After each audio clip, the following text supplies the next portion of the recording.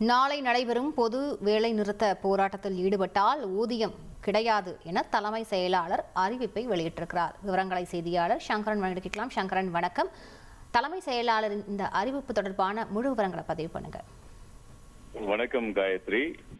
தேசிய அளவுல பல்வேறு முன்னணி தொழிற்சங்கங்கள் இணைந்து நாளை ஒரு நாள் தேசிய அளவில் பொது வேலை நிறுத்தத்திற்கு அழைப்பு விடுத்திருக்கிறார்கள்.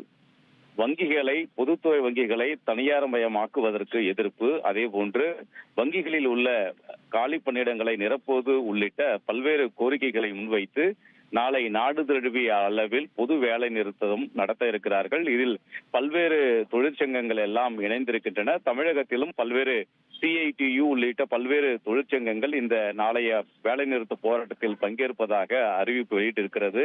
இந்த நிலையில் தலைமைச் செயலாளர் ஒரு சுற்றறிக்கை ஒன்றை அனுப்பியிருக்கிறார்.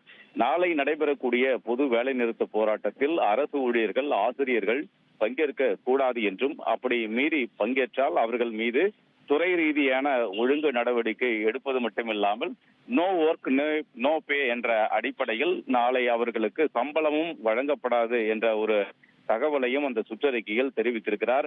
நாளை பொது வேலை நிறுத்தம் ஒரு பக்கம் நடப்பதற்கான ஏற்பாடுகளும் அதில் பங்கேற்பதற்கு பல்வேறு தொழிற்சங்கங்களும் தயாராகி வந்தாலும் கூட தமிழக அரசை பொறுத்தவரை நாளை மக்களுடைய இயல்பு வாழ்க்கையில் எந்தவித பாதிப்பும் ஏற்படாது, போக்குவரத்து உள்ளிட்ட அனைத்து செயல்பாடுகளும் வழக்கம் போல் இயங்கும் என்ற ஒரு தகவலையும் தமிழக அரசு தெரிவித்திருப்பது குறிப்பிடத்தக்கது. விரிவான விவரங்களுக்கு நன்றி சங்கரன்.